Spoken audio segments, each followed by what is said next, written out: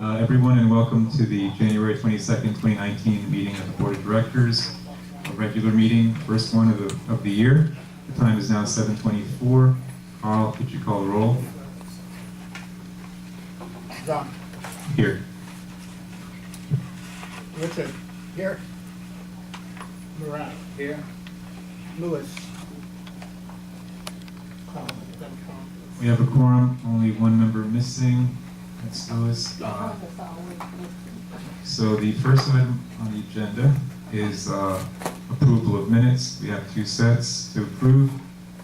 Actually, three actually to approve tonight. By the way, we also have a sign in for good and welfare if you haven't signed in yet to speak at the end. We have the December 18, 2018 regular meeting, the December 27th budget meeting, both the membership and the board one, and the January 15 reconvened budget and membership meeting 2019. So we need a motion to approve as presented of those three sets of minutes and waive the reading. Can I hear a motion? Murat moved to approve. Is there a second? Second. Rabbit seconds on the minutes. Any discussion? Any objection? Hearing none, it's approved. Next item is the President's message. Let's see. So, good evening, everyone, and welcome again to our first regular board meeting of 2019, following our budget meeting of last week. If you weren't here, Happy New Year. As most of you know, our annual Board of Directors elections are coming up, and you may have heard that I have decided not to be a candidate for re-election this year. After 6 years on the board, 4 of them as president, I feel it is time to move on. I won't go into a lengthy farewell speech because I believe we have one more meeting left to go next month before my term ends. But I hope the membership feels that I have done my part working with my fellow board members to leave the association in better shape than I found it when I joined back in 2013. We've been through a lot together over the last 6 years, including a 40-year certification, a number of renovation projects, the successful refinance and payoff of our Wilma loan, and yes, quite a few managers. Mostly, we have worked hard to keep an eye on spending while also taking on important projects to maintain our community's quality of life. I'm proud to say that we were able to do all this while avoiding any new special assessments and holding the line on spending and maintenance fees. Even with this year's 3% maintenance increase to cover a prior year shortfall due to emergency maintenance repairs, your maintenance fees in 2019 will still be lower than they were in 2014. In fact, since 2014, the average one-bedroom owner has saved a total of almost $400 in maintenance fees, while the average two-bedroom owner has saved nearly $600 in maintenance. And those of you who were paying the Wilma special assessment are seeing an overall 19% reduction in your total bill to the association, thanks to the fact that we were able to refinance and pay off the Wilma loan without penalty, which allowed us to end the 11-and-a-half-year-old assessment this past summer. But of course, there is still work to do and to be done to make International Village the jewel of Danbury shine brighter than ever before. And I'm looking forward to hearing from all the candidates on their plans to do so. And even though I'm leaving the board, I'm not planning on going away. I plan to continue to communicate with owners, utilizing email on the blog on what I feel are important issues affecting the community, including, I expect, this upcoming board election. And I'm also happy to make myself available as a resource to help the association and the incoming board. So thank you for the honor of allowing me to serve you over the last 6 years, and God bless all of you. Thank God. And with that said, we need a motion to add a special item to the agenda that didn't appear on the posted agenda because we just heard today from our insurance agent, Alan Adams, who was kind enough to come on at last minute notice, that we are the rest of our insurance policy, not the property insurance, which was approved in October, but the rest of our insurance policies need to be approved today. So first we need a motion to add insurance policy renewal, non-property insurance policy renewal to the agenda. Can I hear a motion to add that to the agenda as the first item following the President's message? Murat made the motion to add insurance to the agenda. Is there a second? Rabbit seconds. Is there any objection to adding that item to the agenda? Hearing none, it's approved. And Alan, could you please come forward and give us a detailed report? Thank you. Hello, everybody. Can you hear me?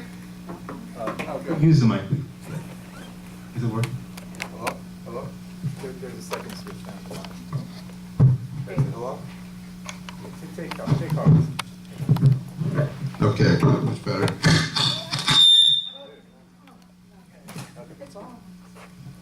Hi, everybody. John, great speech. I'm sure there's another one coming. John's been here since I've been here. Actually, I've been here before John. I was here with Mr. Fitzpatrick and back in 2012, I believe. We did your property insurance in November, late October, November. What we have now is the remaining of all of your policies that you guys need on a day-to-day basis to run this community. That is your general liability insurance, your crime insurance, not crime, but white-collar crime, embezzlement, forgery, stuff like that. Your directors and officers, that's your protection for your board and your manager if they were to get sued by any third party.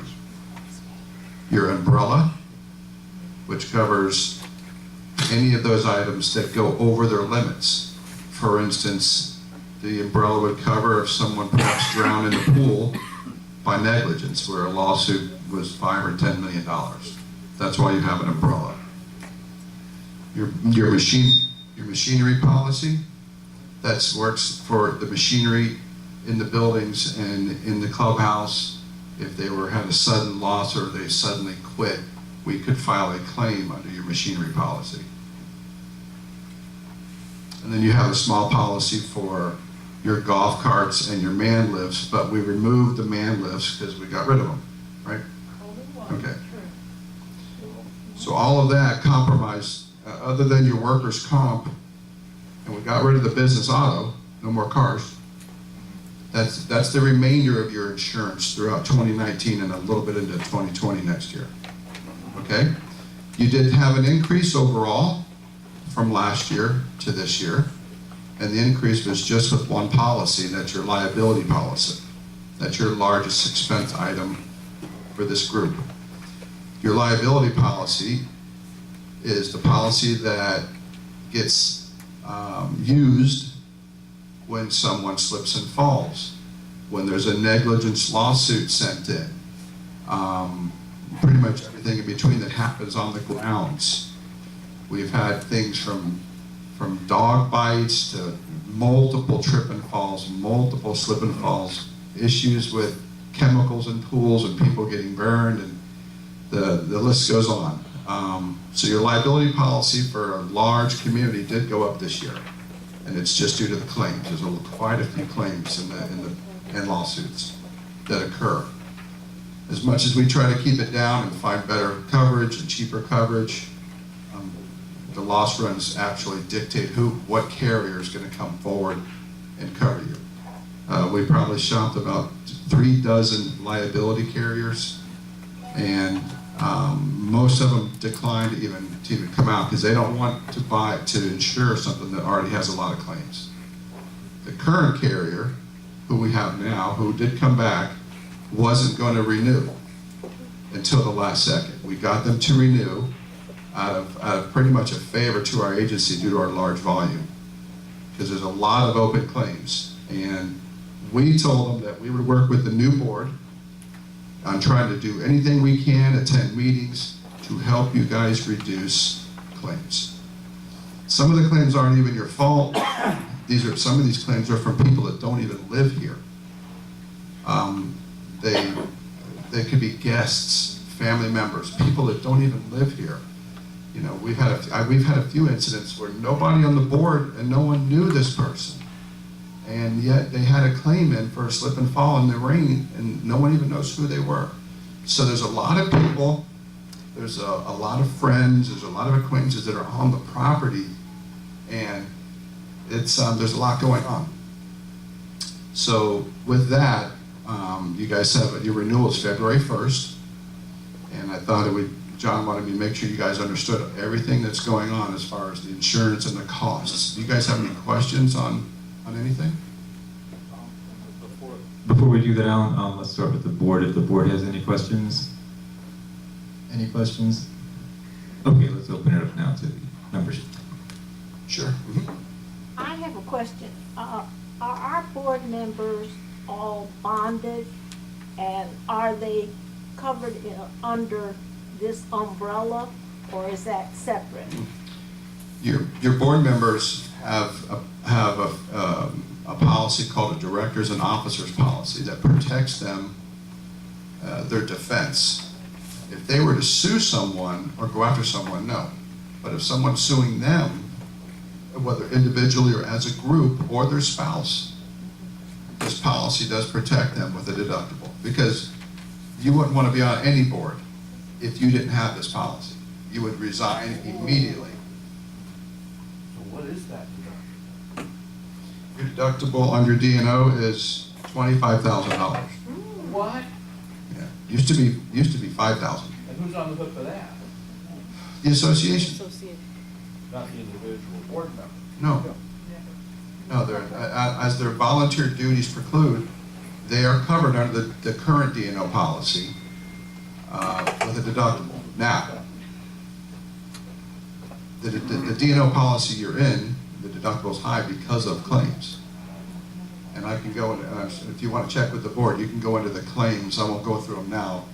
I don't know, I don't have all that information on you now, but you can go to the board, and if the board wants to let you see claims and what's been paid. I don't care about that. I care about the deductible. Yeah. The deductible is always going to be borne by the association as I would say, a common expense for any Is deductible. that right? That's how they all are. Is it right? Oh yeah. Alan, on that point though, the good thing about that is that any related lawsuits are also covered under that. It would not be an additional deductible. So if there's multiple lawsuits from the same person or whatever company or entity that are related and go back to the original type of the original claims in some way, there's no additional deductible to cover there.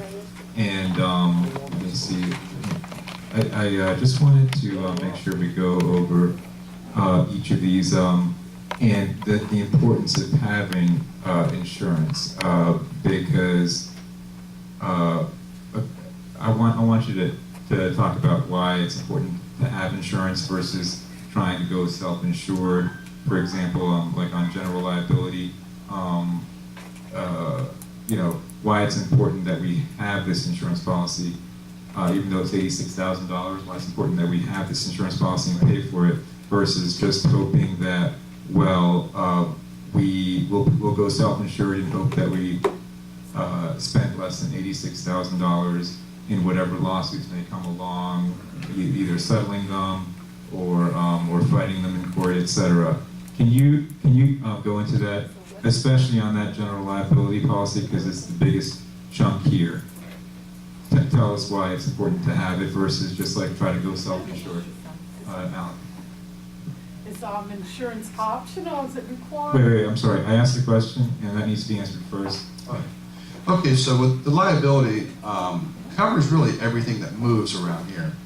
I mean, if you're on the tennis courts, if God forbid someone drowns in a lake, even if it's not your lake, and it's not even a resident of International Village, if it's somehow found that they used your land to get in the water, believe it or not, an attorney will find and sue you if someone drowns and their client's looking for money.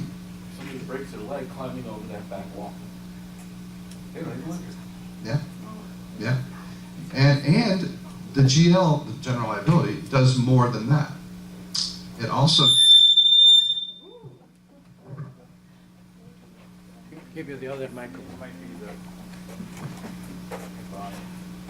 Yeah, maybe it's too loud. I turned it off. That was on. No, I put it on. thanks, buddy. The general liability also hires the lawyers to defend you in a negligence lawsuit. Okay? So there's a lot that occurs for that 86,000 a year that went up this year due to claims. Why would you self-insure? I wouldn't ever advise that. I mean, you could easily I have a pile of claims on my desk right now, some of them as high as 800,000, and they're gonna get it from the insurance carrier. Assault and battery. You guys have full assault and battery. Even though the rating, unfortunately for Lauderhill, the rating's kind of high for the crime. You guys are nice and quiet, but Lauderhill and the Lakes are some high crime areas. And a lot of carriers won't even give you assault and battery. You guys have it. Assault and battery is just what it sounds like. Gun violence, assault and battery, rape. It covers all that, because if something happens out here, anywhere on the grounds, you can bet you're going into suit. Some attorney's gonna get a hold of it, and you're gonna go into suit. I would never think of self-insuring.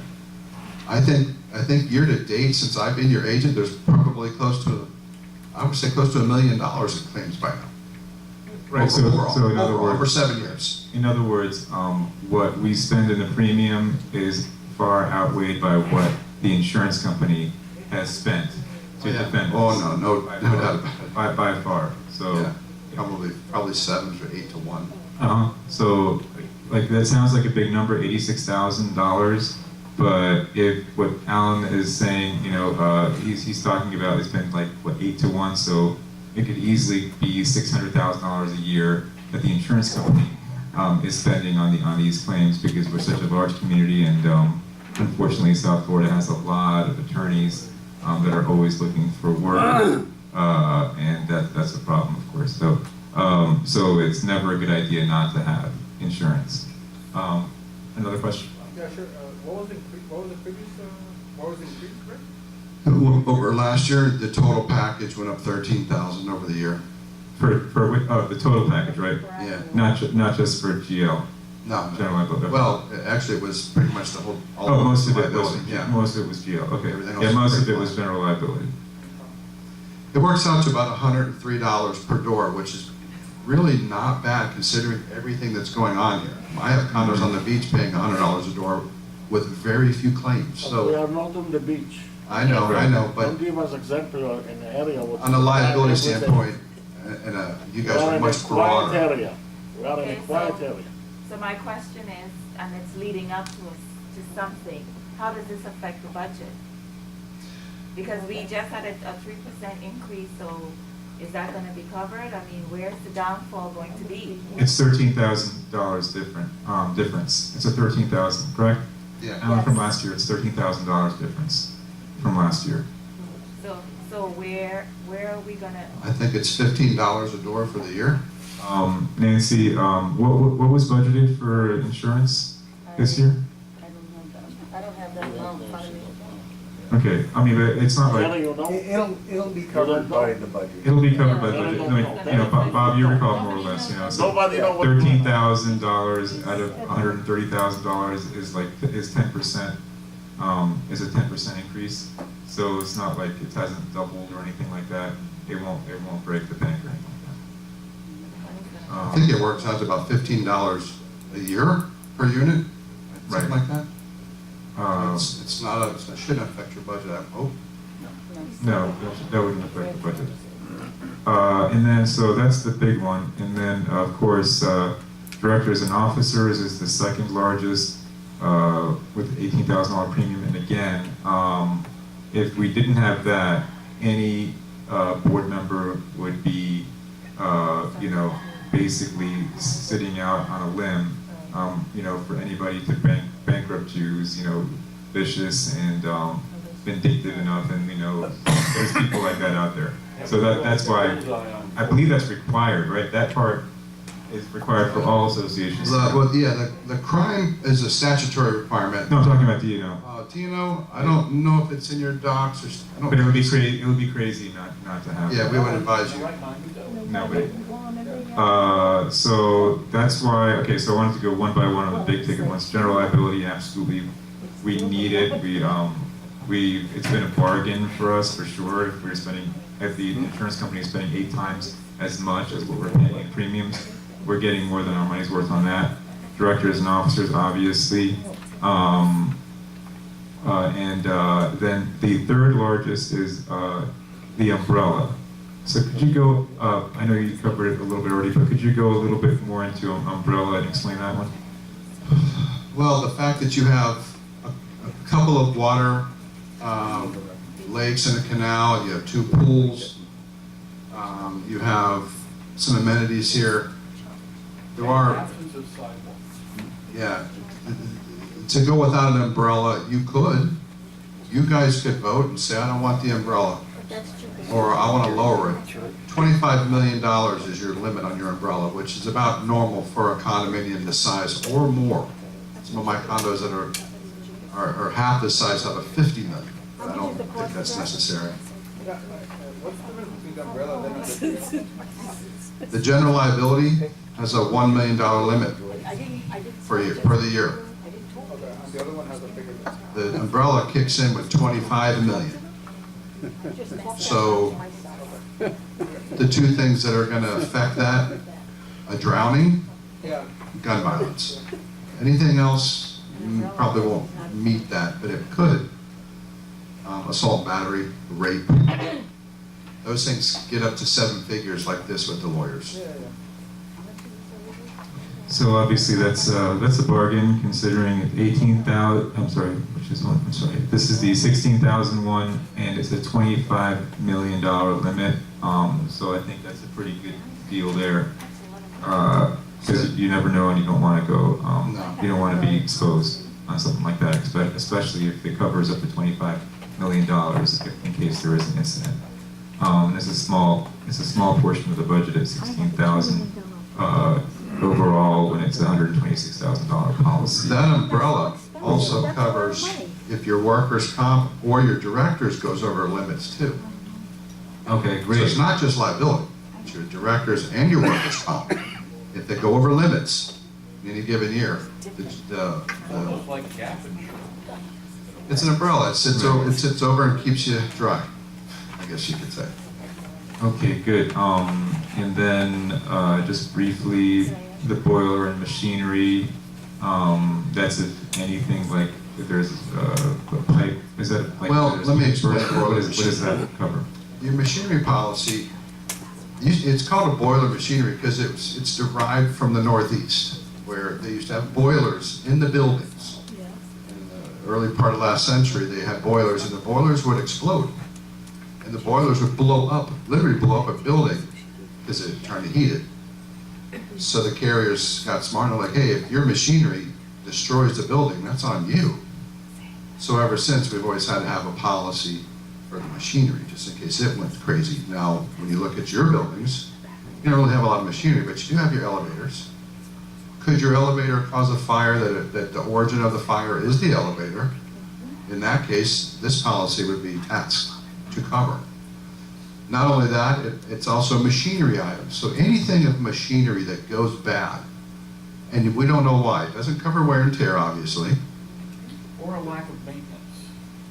Lack of maintenance, but I wouldn't withhold a claim if the board says, listen, my heater died for no reason in this pool. Let's file a claim. Let's file a claim. Let's see what happens if it meets the deductible. Never know until you try. I would file it. So it's part of, and it's for the whole year. It's $3,100.